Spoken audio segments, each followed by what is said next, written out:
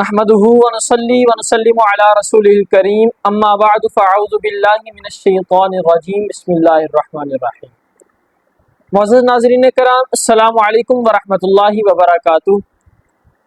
اللہ تبارک و تعالی جل شانہ و اما نوالہ کو کثیر شکر اس پاک پروردگار کی توفیق سے الحمدللہ رب العالمین ہم نے اپنے اس چینل الطارز اسلامک جرنی پر پروگرام آپ کے سوال اور ہمارے جواب کا آغاز کیا کہ جس میں الحمدللہ ہم نے پہلی 4 ایپیسوڈ میں وضو کے فرائض کے متعلق بات کی، جس میں ایک ایپیسوڈ میں پہلا فرض، دوسری میں دوسرا، تیسری میں تیسرا اور چوتھی میں چوتھا فرض ہم نے بیان کیا۔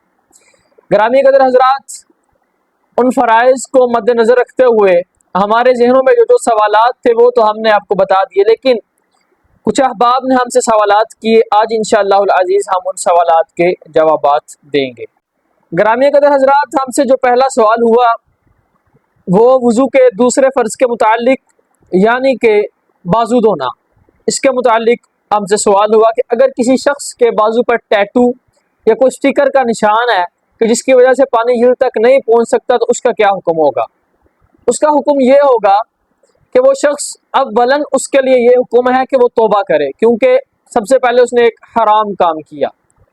وہ جب توبہ کرے گا، توبہ کرنے کے بعد اگر وہ وضو کرتا ہے اور وہاں سے اس کو ٹیٹو سمیت دھو لیتا ہے تو اس صورت میں تو وضو ہو جائے گا۔ اگر وہ توبہ نہیں کرتا اور ویسے ہی وضو کر لیتا ہے تو اس صورت میں اس کا وضو نہیں ہوگا۔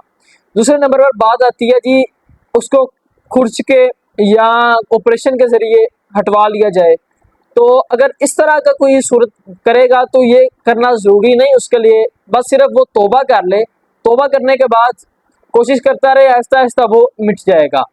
اگر یہ خدشہ ہے کہ لوگ دیکھیں گے، لوگ اس کو اس طرح کہیں گے تمہارا وضو نہیں ہو رہا، تو اگر کوئی دیکھتا ہے تو اس کو یہ کہہ دے کہ جی میں نے جو یہ ٹیٹو بنوایا اس سے میں نے توبہ کر لی ہے، اگر یا پھر اس کو چھپا کے رکھ لے تو اس صورت میں اس کا وضو ہوگا اگر وہ توبہ کرے۔ اگر وہ توبہ نہیں کرتا تو اس صورت میں اس کا وضو نہیں ہوگا۔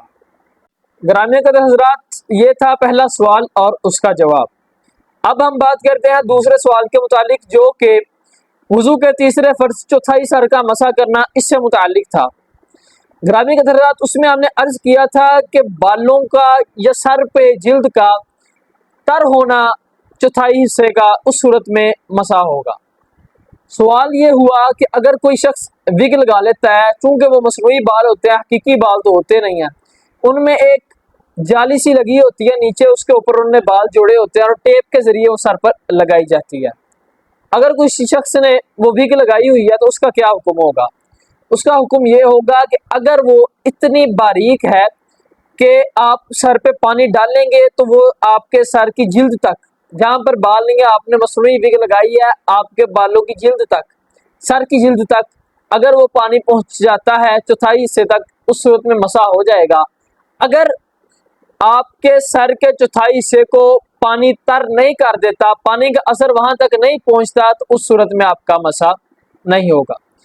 گرامی قدر حضرات، ہم سے یہ 2 سوالات ہوئے جن کے جوابات میں نے عرض کیے۔ اس کے علاوہ اگر آپ کو کسی قسم کا بھی کوئی سوال ہو تو آپ ہم سے ای میل میں یا کمنٹ میں پوچھ سکتے ہیں، اس کا انشاءاللہ آپ کو جواب دیا جائے گا۔ اس کے علاوہ آپ ہمارے چینل کو سبسکرائب کریں، شیئر کریں، تاکہ وہ احباب کہ جن کو ان مسائل کا نہیں پتہ ان کو ان مسائل کا پتہ چل جائے۔ اللہ تبارک و تعالی آپ کا اور ہمارا حامی و ناصر ہو، وما علینا الا البلاغ۔